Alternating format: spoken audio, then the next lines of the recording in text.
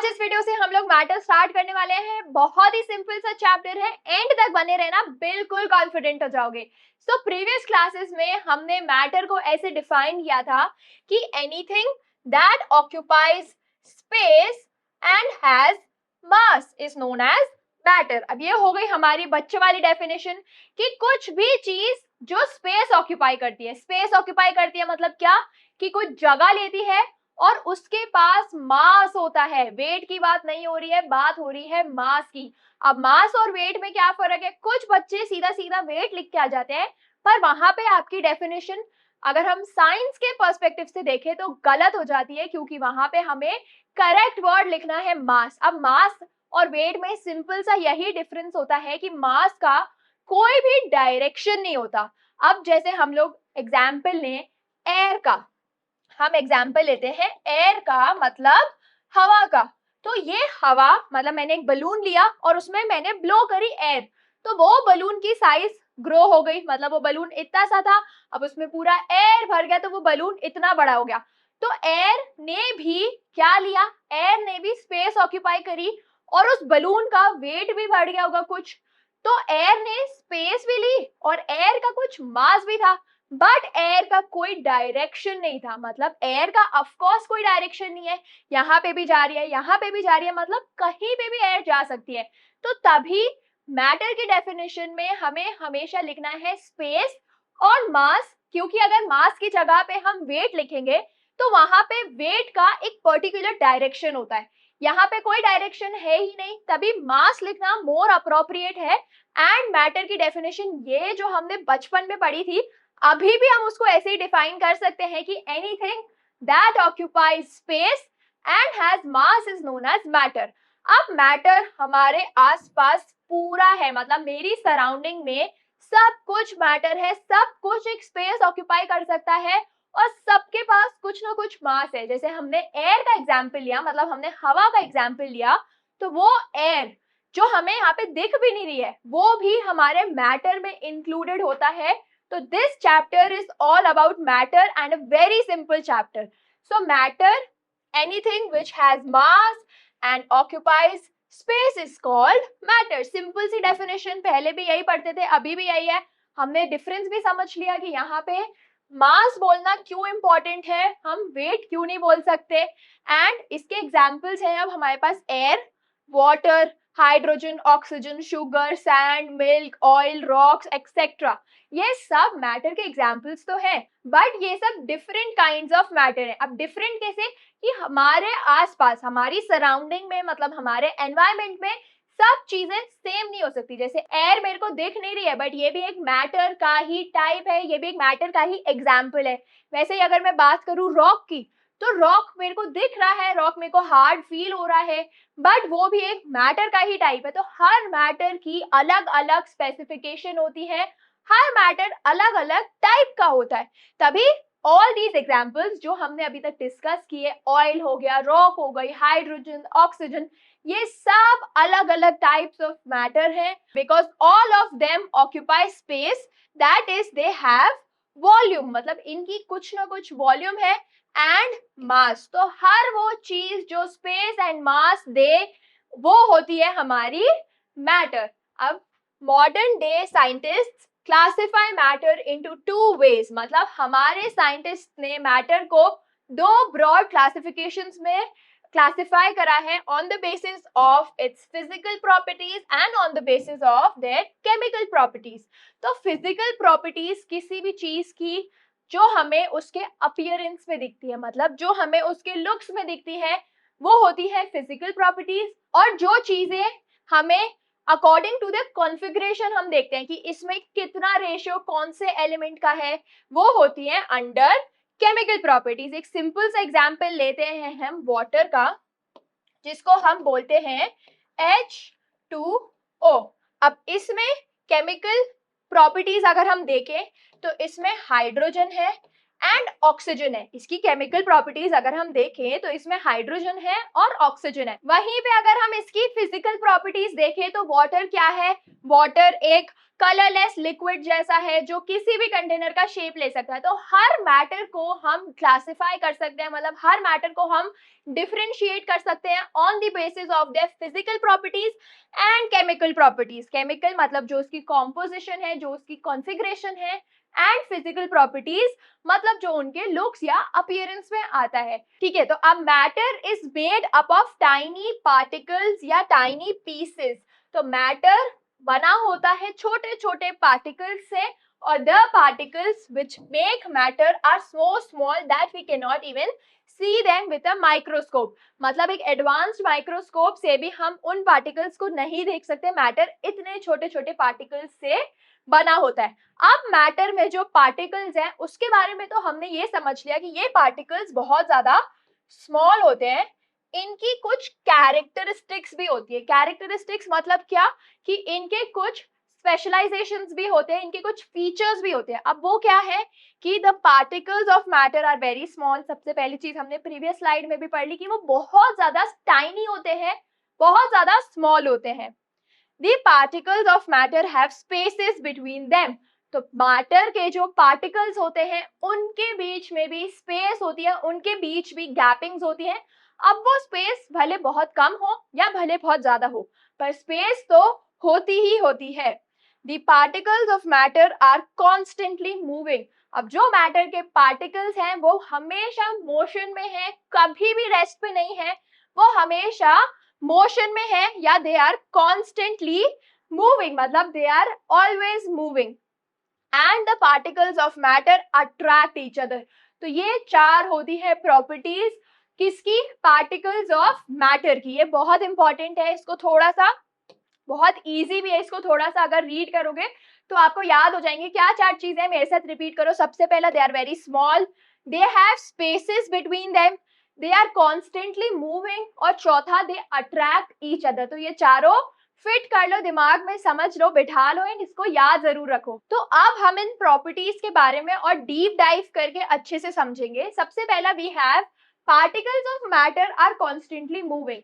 तो when we light an incense stick in one corner of the room, its fragrance spreads in the whole room quickly। हमने अक्सर देखा है कि जब हमारे मम्मी या पापा पूजा करके अगरबत्ती जलाते हैं तो उसकी खुशबू वो भले जलाएंगे मंदिर में, पर एटलीस्ट नीचे वाले फ्लोर में तो पूरी फैल ही जाती है।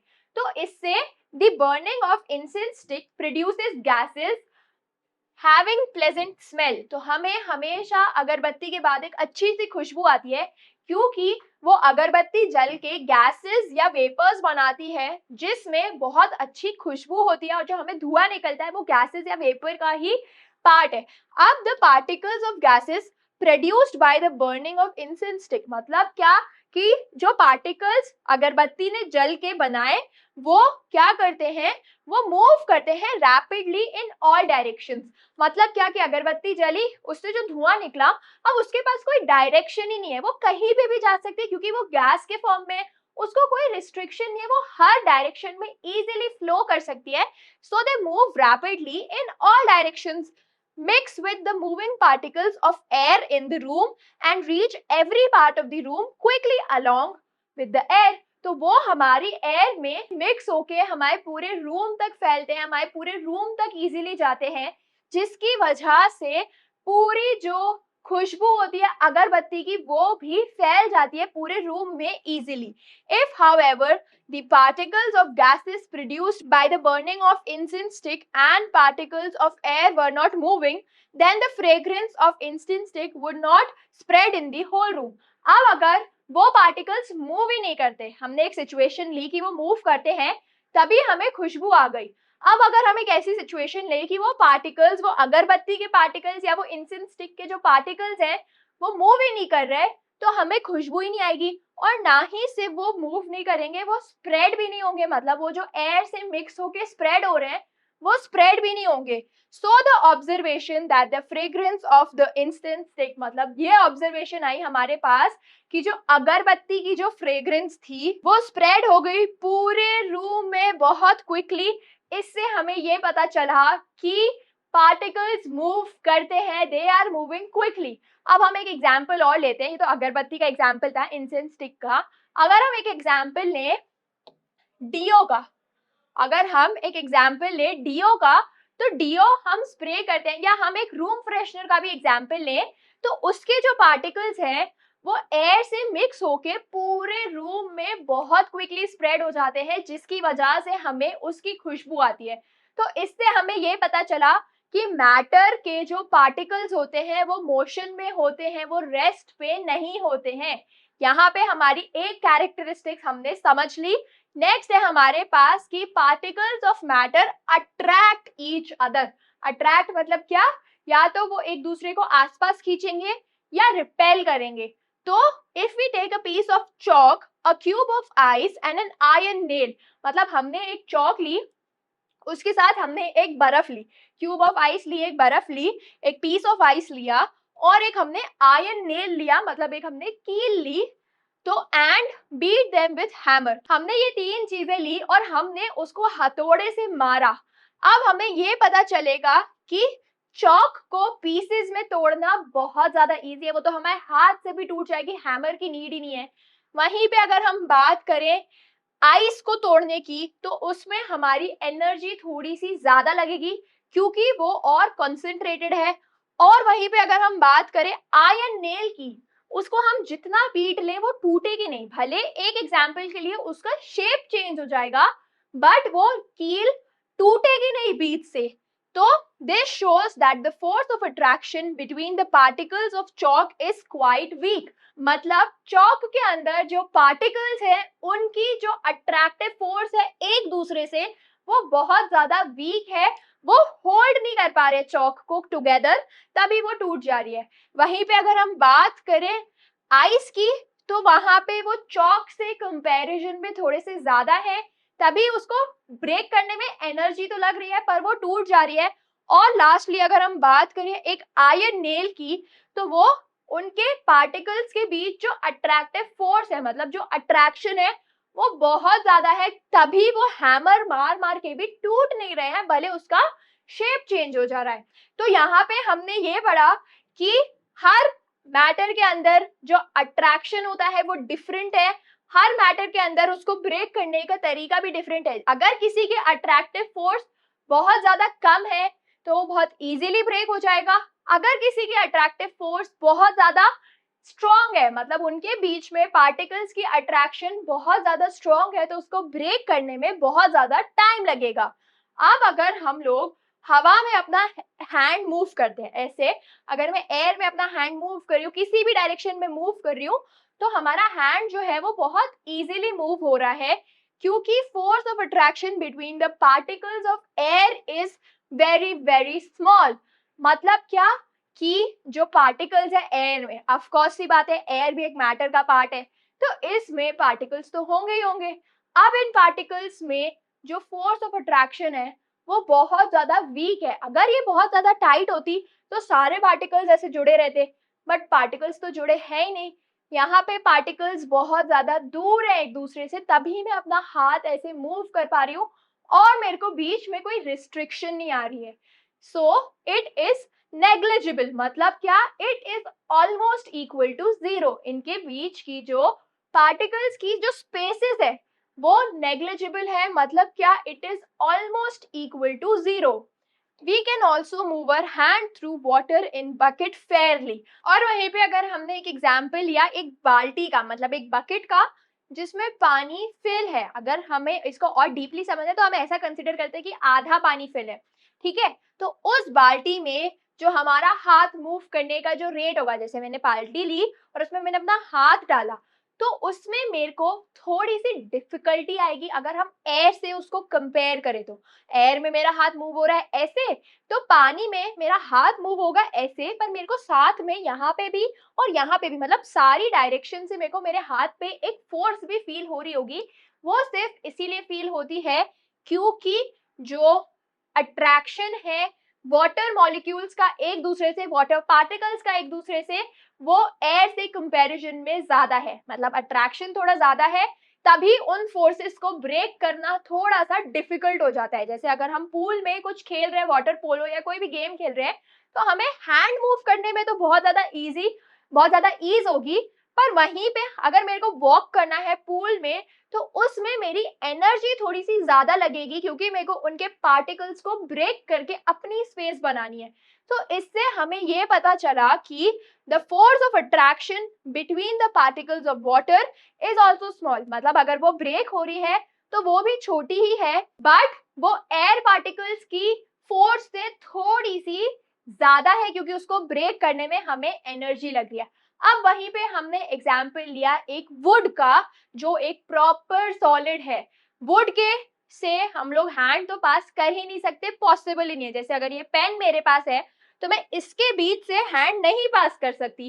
क्यों? क्योंकि ये एक कंप्लीट सॉलिड है, और इस सॉलिड में जो पार्टिकल्स हैं अंदर, वो क्या है, वो बहुत ज्यादा इंटैक्ट है, वो बहुत ज्यादा टाइट है, एंड वो ब्रेक नहीं होते, because the force of attraction between the particles of this pen is very strong।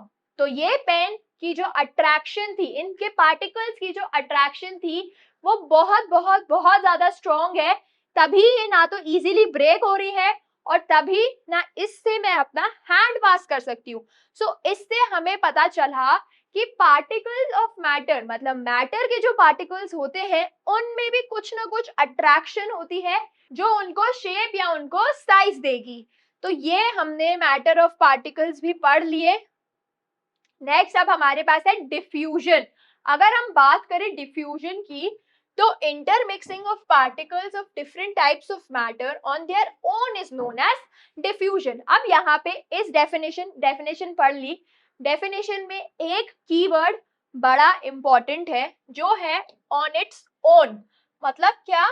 कि वो चीज होनी चाहिए खुद से, मतलब उसमें हमारा इंटरफेरेंस कुछ भी होना चाहिए, वो चीज होनी चाहिए खुद से। एग्जाम्पल लेते हैं, तबीयत खराब हो गई, डॉक्टर ने बोला कि हेडेक हो रहा है, डिस्प्रिन ले लो। डिस्प्रिन इतनी कड़वी कि हम उसको सीधा ऐसे नहीं ले सकते रॉ। तो मम्मी ने हमें क्या बोला कि एक ग्लास लो पानी का और उसमें डिस्प्रिन डाल दो। तो वो डिस्प्रिन क्या हो जाएगी, डिसॉल्व हो जाएगी पूरे पानी में, फिर पी लेना, फिर थोड़ा सा पानी का टेस्ट ज्यादा आएगा, दवाई का टेस्ट कम आएगा। तो वो डिस्प्रिन जब मैंने एक ग्लास में डाली, जैसे इस ग्लास में मैंने डिस्प्रिन यहाँ पे डाली, तो पहले पहले सबसे फर्स्ट सेकंड में मेरे को क्या देखा होगा कि ग्लास में डिस्प्रिन चली गई और वो नीचे जाके बैठ गई। धीरे धीरे मेरे को दिखा होगा कि वो डिसॉल्व होती जा रही है, मतलब पानी आधा क्लीन है और पानी आधा डिस्प्रिन वाला डिसॉल्व्ड है। तो ये जो चीज हुई, ये खुद से हुई। अगर मैं उसको स्टर करती तो भी हो जाता, बट कैपेबिलिटी उस दोनों मैटर की खुद से करने की भी है। तो यहाँ पे क्या हुआ, डिस्प्रिन का और पानी का इंटरमिक्सिंग हुआ। मतलब क्या हुआ, डिस्प्रिन थी सॉलिड, पानी था लिक्विड, डिस्प्रिन को मैंने डाला और वो फैलती गई और वो पूरा जो सॉलिड था वो ब्रेक डाउन हो गया और वो पूरा पानी में मिक्स हो गया। तो यहाँ पे क्या हुआ, इंटरमिक्सिंग हुई पार्टिकल्स की, और वो हुई खुद से। तो intermixing of different types of matter. अब डिफरेंट टाइप्स ऑफ मैटर, एक था सॉलिड, एक था लिक्विड, वो हुआ खुद से, इसको हम बोलते हैं डिफ्यूजन। बहुत सिंपल सी डेफिनेशन। अब diffusion is a property of matter which is based on the motion of its particles. तो यहाँ पे जो डिफ्यूजन हमने पढ़ा, वो किसके बेसिस पर हो रहा है, वो हो रहा है मोशन के बेसिस पर। मतलब क्या, कि वो मोशन हो रहा है पार्टिकल्स का, पार्टिकल्स मूव कर पा रहे हैं हर डायरेक्शन में, तभी उसको मास बोला गया है। मैं वापस आपको समझा देती हूँ, तभी उसको मास बोला गया है। अगर वेट बोलते तो वो डायरेक्शन रिस्ट्रिक्ट हो जाता। मास बोला गया है मैटर को, और वो मैटर हर डायरेक्शन में जो मूव हो रहा है, उसकी वजह से ही ये डिफ्यूजन पॉसिबल है। अब diffusion occurs in gases, liquids and solids.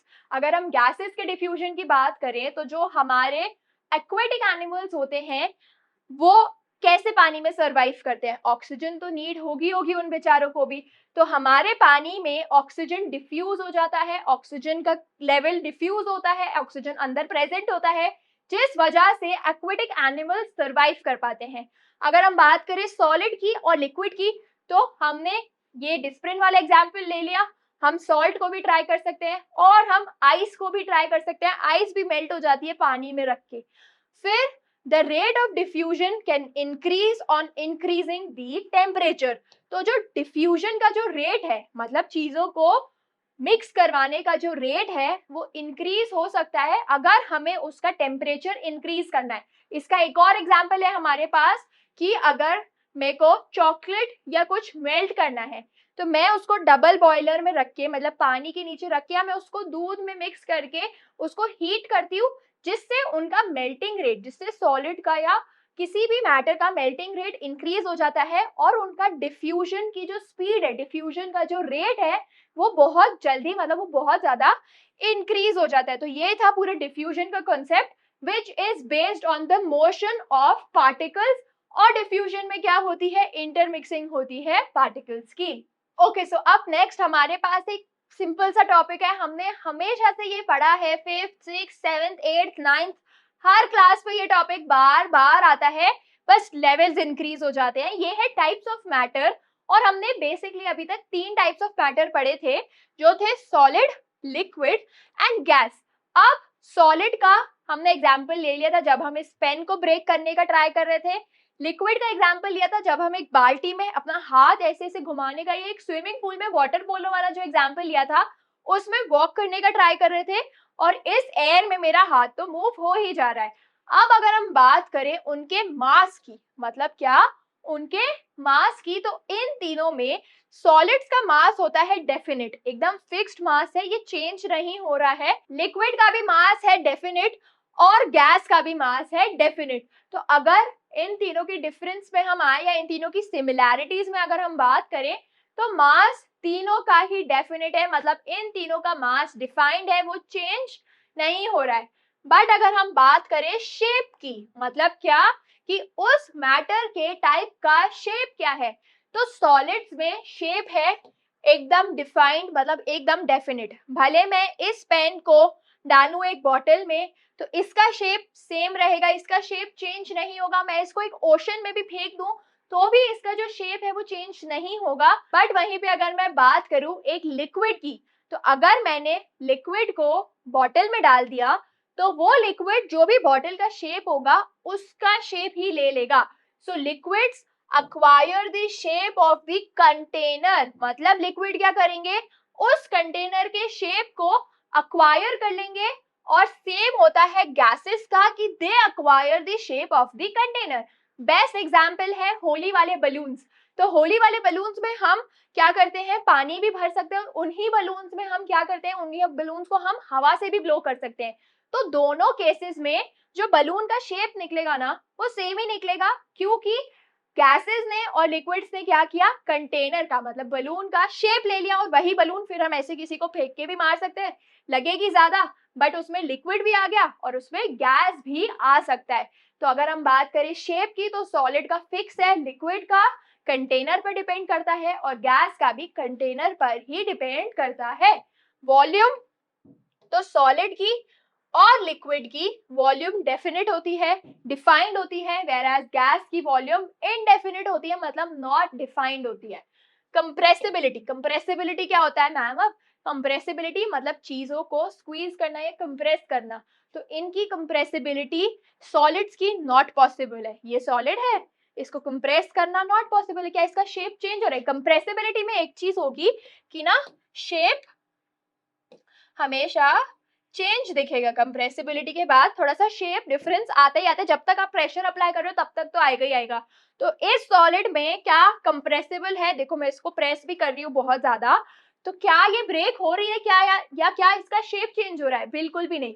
So solids की कंप्रेसिबिलिटी पॉसिबल ही नहीं है, क्योंकि उनकी अंदर के पार्टिकल्स की जो अट्रैक्शन है वो बहुत ज्यादा है, तभी इसमें कंप्रेसिबिलिटी पॉसिबल नहीं है। बट वहीं पे मैं बात करूं लिक्विड्स की, so that is almost negligible, क्योंकि अगर लिक्विड को मैं ऐसे पकड़ के कंप्रेस करूंगी तो वो लीक आउट ही हो जाएगा, मतलब वो साइड साइड से फिर गिर जाएगा। तो लिक्विड की कंप्रेसिबिलिटी भी बिल्कुल ऑलमोस्ट नेग्लिजिबल है, ऑलमोस्ट इक्वल टू 0 है।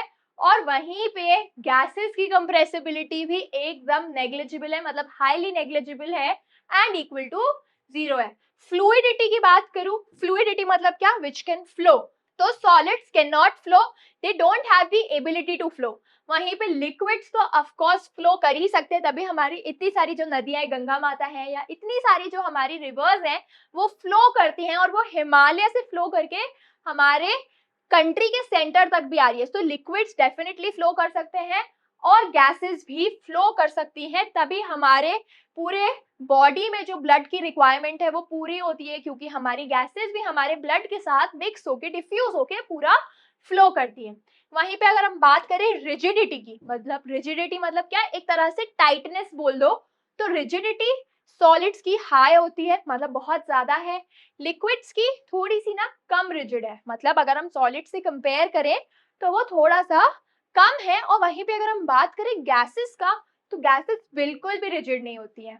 नेक्स्ट हमारे पास डिफ्यूजन है, तो इनका डिफ्यूजन का रेट होता है थोड़ा सा स्लो, सॉलिड्स का होता है स्लो, लिक्विड्स का होता है थोड़ा सा फास्ट। हमने एग्जांपल लिया था डिस्प्रिन का, डिस्प्रिन को पूरा डिफ्यूज होने में थोड़ा सा टाइम ज्यादा लगेगा, बट वहीं पे अगर मैं मिक्स कर दूं नींबू के जूस को, पूरे उसके लेमन जूस को एक पानी में, तो उसका रेट थोड़ा सा ज्यादा होगा। तो डिफ्यूजन का रेट लिक्विड्स में फास्ट होता है, और अगर हम बात करें गैस की तो वो मैक्सिमम होता है, ये बहुत ज्यादा स्पीड में होता है। स्पेसेस बिटवीन द पार्टिकल्स, इनको इंटर पार्टिकल स्पेसेस भी बोलते हैं। अब सॉलिड्स क्या होते हैं, ये इतना रिजिड है क्योंकि इनके पार्टिकल्स के बीच में जो स्पेस है वो बहुत ज्यादा इंटैक्ट है, तभी ये इतना रिजिड है। तो ये क्लोजली पैक्ड होता है। वहीं पे लिक्विड्स के केस में ये थोड़ा सा कम क्लोजली पैक्ड होता है, थोड़ी सी स्पेस इंक्रीज हो जाती है। जैसे यहाँ पे देखो कि ये स्पेसेस बहुत ज्यादा है, इनमें गैप्स हैं पर बहुत माइन्यूट गैप्स हैं, बिल्कुल इक्वल टू 0। यहाँ पे जो गैप्स हैं ये इंक्रीज हो जाते हैं, बट वहीं पे अगर हम बात करें गैस की तो उनके बीच के गैप्स बहुत ज्यादा इंक्रीज हो जाते हैं, बहुत ज्यादा बढ़ जाते हैं। तो इंटर पार्टिकल फोर्स हो जाएगी डेफिनेट, तभी इतना रिजिड है। इसमें हो जाएगी थोड़ी सी कम, सॉलिड से कंपैरिजन में थोड़ी सी कम, और लास्ट वाले में हो जाएगी नेग्लिजिबल, तभी मैं इसे हाथ मूव कर पा रही हूँ। तो यहाँ पे हमारा इस चैप्टर का ये वेन डिफरेंशिएट भी कंप्लीट हुआ। ये कुछ नया नहीं होगा, बहुत सारे बच्चों ने, इनफैक्ट सभी बच्चों ने ये चीज 6th 7th 8th हर क्लास में ऑलरेडी पढ़ी ही होगी। ऑलराइट, सो ये वीडियो का कंक्लूजन यही है, यहाँ पे ये वीडियो एंड होती है। अब फोर्थ स्टेट ऑफ मैटर भी है जिसको हम प्लाज्मा बोलते हैं। प्लाज्मा डिटेल में आपको मिलेगा नेक्स्ट वीडियो में, जरूर से वो वीडियो भी चेकआउट करना। और आपको ये वीडियो कैसी लगी हो मेरे को कमेंट सेक्शन में इमीडिएटली बताना। ऑल्सो अगर आपको कोई दूसरा चैप्टर चाहिए, आपको कोई दूसरा चैप्टर पढ़ना है मुझसे, तो उसका भी नेम आप जल्दी से कर सकते हो, ताकि मैं उस चैप्टर पर वीडियो बना के आपकी हेल्प कर पाऊं। आपको हमारे चैनल्स पर वीडियोस मिलती रहेंगी, बेल नोटिफिकेशन दबाओ। Till then stay tuned and happy learning.